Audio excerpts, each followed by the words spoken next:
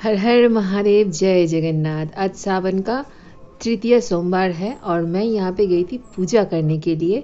तो मैंने सोचा कि आज चलो कोई जो बाबा का जो कथा है वो आप लोगों के साथ शेयर करते हैं, एक कहानी शेयर करते हैं। मैं भोलेनाथ से प्रे करूँगी मेरे जो यूट्यूब फैमिली और फ्रेंड्स है उन लोगों का सारे मनोकामना जल्दी से पूरा कर दे। तो चलिए ये शिव कथा सुनते हैं आज। एक नगर में बहुत ही गरीब ब्राह्मण अपनी पत्नी और अपना बेटा जो है सोमनाथ के साथ घर में रहते थे और हर रोज स्नान आदि करके पूजा पाठ करके उसके बाद कथा सुनाने के लिए नगर नगर में जाते थे, मंदिर मंदिर में जाते थे। उससे जो दक्षिणा मिलते थे उसी से ही उनका घर चलता था।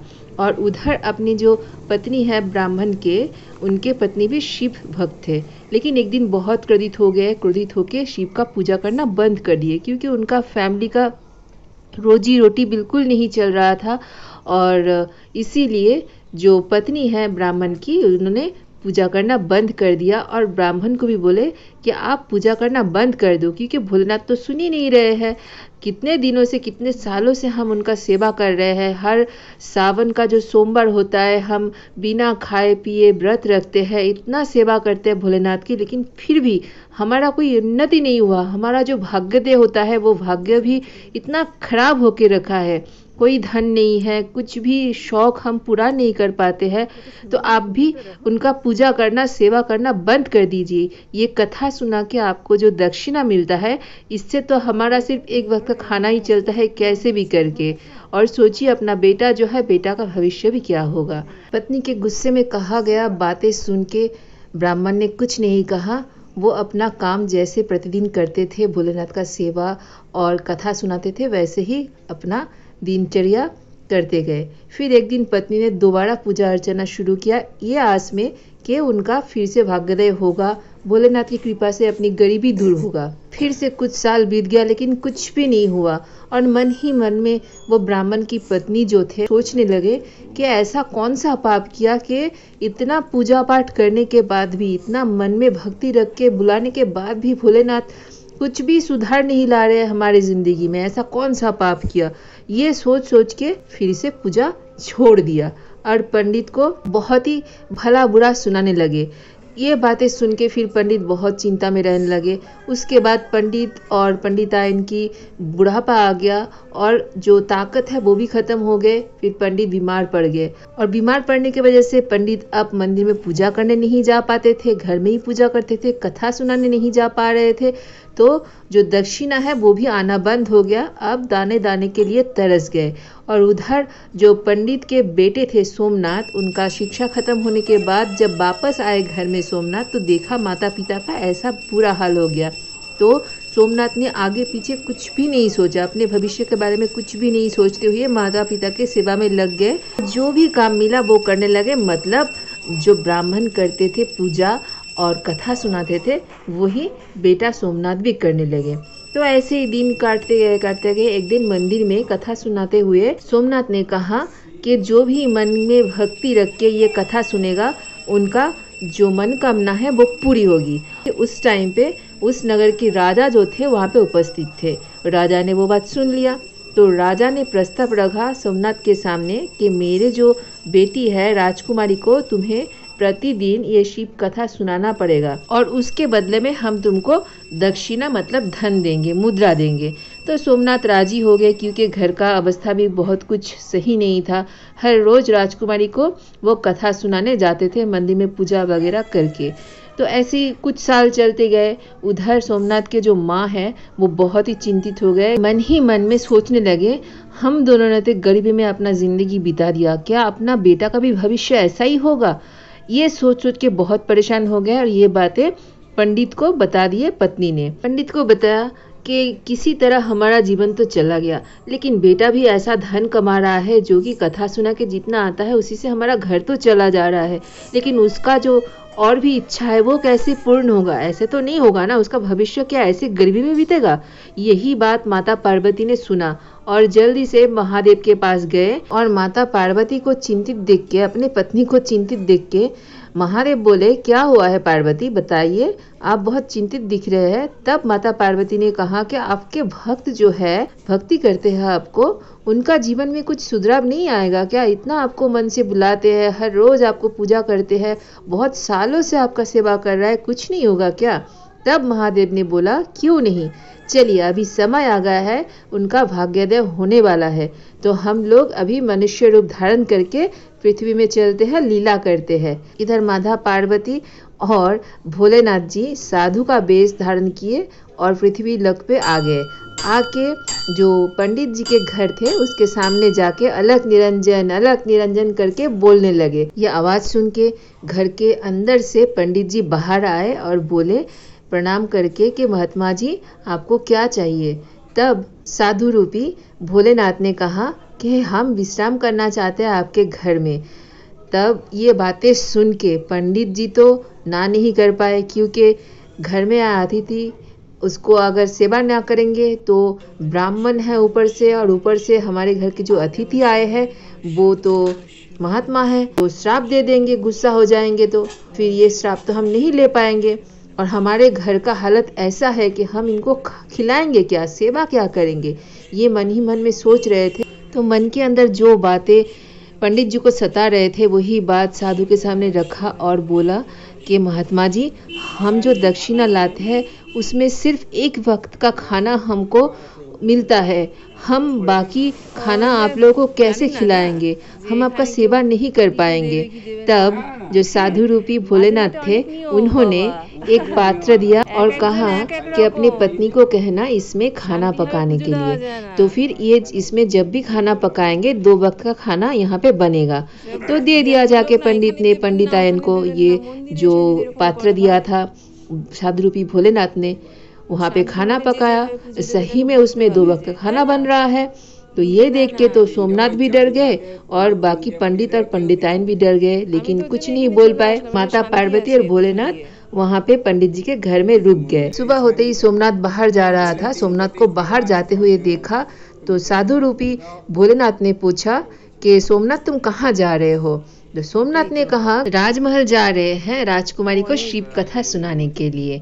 तब जाके साधु ने कहा कि ठीक है, तुम राजकुमारी को पूरा शिव कथा सुनाने के बाद पूछना कि तुम कौन सा मनोकामना लिए शिव कथा रोज रोज सुनते हो, ठीक है?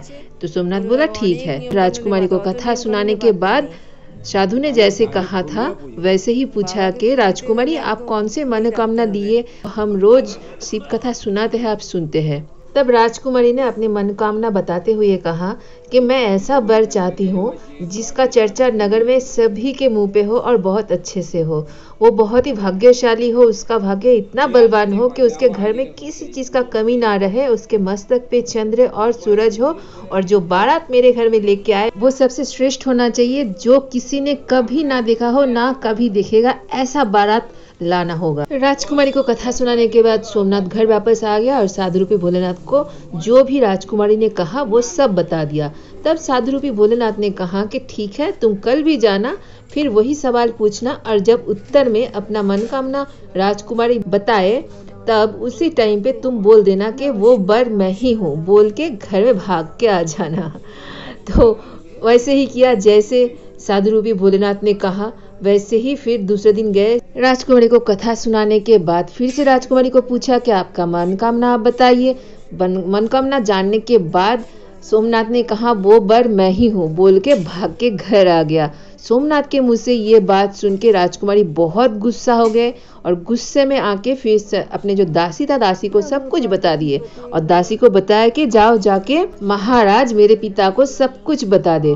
और ये बातें सुन के महाराज भी बहुत गुस्से हो गए। फिर महाराज सोचने लगे जिसका घर और संसार मेरे दक्षिणा से चलता है, एक गरीब इंसान, गरीब ब्राह्मण, वो कैसे सोच सकता है राजकुमारी को शादी करने के लिए? उसका मृत्यु भय भी नहीं है। उनको पता है अच्छे से कि अगर ऐसे कुछ बात उल्टा सीधा हो जाएगा तो हम इसको मृत्यु दंड पूरा परिवार को दे देंगे। सोमनाथ की ये बातें सुन के उनके माता पिता तो एकदम डरने लग गए और बोले कि कुछ ही देर में देखिएगा यहाँ पे सैनिक आ जाएगा और हम सबको मृत्यु दंड दिया जाएगा। तब जो साधु रूपी भोलेनाथ थे वो बोले कि कुछ नहीं होगा, आप लोग थोड़ा रुकिए। ये बातें खत्म ना होते ही दरवाजे में खटखटाहट की आवाज़ आया कि बहुत जोर से धक्का देने लगे। दरवाज़ा खोला, दरवाज़ा खोल के देखे कि राजा ने सैनिक को भेजा है और सैनिक ने बोला कि राजकुमारी को शादी के लिए प्रस्ताव रखा, क्या वो आपका ही बेटा है? पंडित ने कहा कि हाँ, वो मेरा ही बेटा है। सैनिक ने बताया कि राजा शादी के लिए तैयार हो गए हैं, लेकिन उसके लिए कुछ शर्त रखे हैं। ये शर्त आपको पूरा करना होगा। अगर ये शर्त एक भी पूरा नहीं हुआ तो फिर पूरा परिवार को मृत्युदंड दिया जाएगा। तो पंडित जी को एक एक शर्त फिर बताने लगे। पहला शर्त, बाराती में जितना लोग आएंगे उनके लिए बारात घर बनाया जाएगा और पूरे बारात घर, जितने भी बारात घर है वो सारे भरा हुआ होना चाहिए। दूसरा, बाराती के लिए जितना भी खाना बनाया जाएगा वो सारे खत्म हो जाना चाहिए, कुछ भी बचना नहीं चाहिए।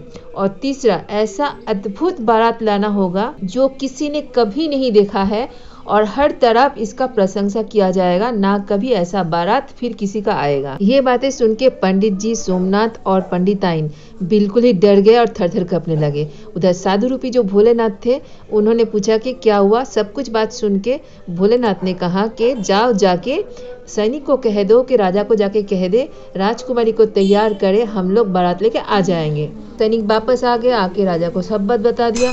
राजा सोचने लगे कि ऐसा पॉजिटिव आंसर कैसे आ सकता है, ये तो एकदम गरीब ब्राह्मण है, वो कैसे इतने सारे बाराती लेके आएंगे, कैसे इतने चांद तारे जैसे सजा के कैसे लेके आएंगे, कोई मेरा दुश्मन तो उनका साथ नहीं दे रहा है। ये सोच के फिर राजा ने सोचा कि कोई बात नहीं, ठीक है, हम अपना कर्तव्य करने शुरू कर देते हैं। राजा ने अपने नगर में जितने भी घर थे एकदम बाराती के घर की तरह सजा दिया और सारे तंबू जो है वो भी अरेंज कर दिया। राजा को पक्का पता था कि उनके साथ गांव का कोई भी आने में राजी नहीं होगा, तो ये जो तंबू है, जो बारात घर है, वो कुछ भी नहीं भरेगा। उधर सोमनाथ जिसको भी गांव में बोलने जाता है कि बारात में चलो, वो कोई भी नहीं जाने के लिए तैयार हो रहा है। सब बोल रहे हैं हमको मरने का इतना शौक नहीं है, तुमको मरने का टाइम आ गया, तुमको मरना है, तुम सब मरो, हम लोग कोई भी बारात में नहीं जाएंगे। तो सोमनाथ शादी के दिन बहुत चिंतित हो गए। साधु रूपी भोलेनाथ ने कहा, आज तुम्हारा शादी है और तुम इतना चिंतित हो, तुम दुल्हे के तरह सजो धजो और तैयार हो जाओ, हम जाएंगे तुम्हारे साथ शादी में, बारात में। सोमनाथ और साधु रूपी भोलेनाथ एक साथ चल दिए राजा के महल की तरफ और उधर साधु रूपी भोलेनाथ ने सभी भूत, देवता, पिशाच को, गंधर्व को मनुष्य रूप में सोमनाथ के बाराती में आने के लिए निमंत्रण कर लिया। राजा ने जितना भी बाराती घर बनाया था वो सब भर गए और ऊपर से कुछ बाराती जो है वो बाहर ही ठहर गए। ये खबर राजा के कान में पहुंचते ही राजा हैरान हो गए और दौड़ के फिर बारात देखने के लिए आ गए। आके देखा सही में बहुत कोई ऐसा है जो तंबू में जगह नहीं मिल पाया। भोलेनाथ ने जैसे ही राजा को देखा, शुक्र देवता और शनि देवता को 2 बच्चे में रूपांतरित कर दिया और भूख के मारे रोने के लिए बोल दिया। 2 बच्चे को रोते हुए देख राजा ने साधु रूपी भोलेनाथ को पूछा कि इन बच्चों को क्या हुआ है। तब भोलेनाथ ने बताया कि इन 2 बच्चों को बहुत भूख लगा है, इनको खाना चाहिए। बच्चों का भूख मिटाने के लिए खाना खिलाने लेके गए, लेकिन सैनिक कुछ देर बाद दौड़ के आते हैं और कहते हैं कि सारा खाना खत्म हो गया है और 2 बच्चे जो है अभी भी भूखे हैं और बहुत रो रहे हैं। तब राजा को सब कुछ समझ में आ गया, उनका अहंकार जो है मिट्टी में मिल गया और दौड़ के साधु रूपी भोलेनाथ के पास आ गया। तो महाराज का अहंकार टूटते ही दौड़ के साधु के पास आया। साधु रूपी जो भोलेनाथ थे उनके सामने जाके गिड़गिड़ाए और क्षमा मांगे। तब भोलेनाथ ने कहा कि जाओ, जाके अपनी बेटी के बारात को स्वागत करो अच्छे से। और उधर झूमते हुए सारे बाराती आ रहे हैं, बहुत सारे धन वर्षा कर रहे हैं, बटोर रहे हैं। और सोमनाथ जो है, सोमनाथ बिल्कुल राजकुमार की तरह दिख रहे थे। सोमनाथ के जो सहरा था वो चांद और सूरज से सजा हुआ था और बहुत ही खूबसूरत दिख रहा था। ये सब देख के सारे जो गांव वाले थे और जो नगर के बड़े बड़े लोग थे सब बोलने लगे, बहुत ही प्रशंसा करने लगे और सब बोलने लगे क्या भाग्यशाली व्यक्ति है, सही में माता लक्ष्मी इनके ऊपर कृपा किए हुए है, सही में ऐसा बारात तो हमने कभी नहीं देखा है, ना कभी देखी। ये बातें सुन के माता पार्वती भोलेनाथ के पास गए और बोले, भोलेनाथ आप इतने दिनों से, इतने सालों से अपने भक्त को ये सारे कुछ क्यों नहीं, कष्ट क्यों दिए। तब भोलेनाथ बोले कि जो भी कर्म होता है, मतलब जो भी खराब या पाप कर्म होता है, जब तक खत्म ना हो तब तक आपका जो अच्छा शुरुआत है वो बिल्कुल नहीं हो सकता है, भाग्योदय बिल्कुल नहीं हो सकता है। मतलब आपने कभी इस जन्म में या फिर पिछले जन्म में या फिर किसी और के पाप मतलब आप बोल सकते हो माता पिता के पाप भी हम बच्चों को भुगतना पड़ता है। माता पिता के द्वारा किए हुए पाप भी हमको भुगतना पड़ता है, बच्चे लोगों को। जी हाँ, भुगतना पड़ता है। इस बारे में हम कभी और बात करेंगे। जो बात अभी बोल रही थी कि जो भी पाप का घड़ा है वो खत्म नहीं हो जाएगा, जब तक खाली नहीं होगा तब तक आपका जो पुण्य का घड़ा है वो काम करना शुरू नहीं करेगा। तो इसीलिए अभी उनका जो भक्त था सोमनाथ या फिर जो पंडित थे, उनका अच्छा टाइम आ गया है, अभी उनका भाग्योदय हो गया है। तो मोरल ऑफ द स्टोरी, कभी भी हार मत मानिए, जितना हो सके अच्छा काम करके जाइए। अगर आप भुगत रहे हैं इसका मतलब ये नहीं कि आप भक्ति करना छोड़ देंगे। और भक्ति करने का कोई उम्र नहीं होता है, छोटे बच्चे से लेके बूढ़े तक भक्ति कर सकते हैं। ऐसा कोई एक एज मेंशन नहीं किया है कि इसी एज में आपको भक्ति करना है। कहावत है ना, भक्ति में ही शक्ति है। धर्म और कर्म, मतलब पहले धर्म करना होता है उसके बाद कर्म। आप बोलेंगे अभी तो इतना ऐसा ज़माना आ गया है, जिंदगी का ज़माना आ गया है, इस ज़माने में अगर काम करने नहीं जाएंगे तो खाएंगे क्या। मैं ये नहीं बोली कि अपना काम छोड़ के सिर्फ भक्ति भजन करो, बिल्कुल नहीं, मैं भी नहीं करती हूँ, आप लोगों ने भी देखा। काम छोड़ के भक्ति नहीं करती हूँ, काम के अंदर ही भक्ति होता है। आप मन से करेंगे ना, 1 मिनट क्या 1 सेकंड के अंदर भी, चलते चलते भी भगवान सुन लेता है आपकी। भगवान इतना एक्टिव है, अभी भी है। मैं तो आप लोगों के साथ शेयर करती रहती हूँ, आप लोग जानती ही है। इतना मॉडर्न होकर भी मैं इतना भक्ति करती हूँ, दिखावा करने के लिए नहीं, ये सिर्फ मन से होता है, मन से। और भगवान की लीला सिर्फ वही समझ सकते हैं जो भगवान को समझ सकते हैं। अपना काम करते जाइए और भक्ति करते जाइए। होप आप लोगों को बहुत बहुत अच्छा लगा होगा ये वाला ब्लॉग। जो भी यूट्यूब फैमिली में मेरे साथ जुड़े हुए हैं, जो भी ये ब्लॉग देखेंगे, आप सबका मनोकामना बहुत जल्दी से पूरी हो जाए, मैं भोलेनाथ से प्रे करूँगी।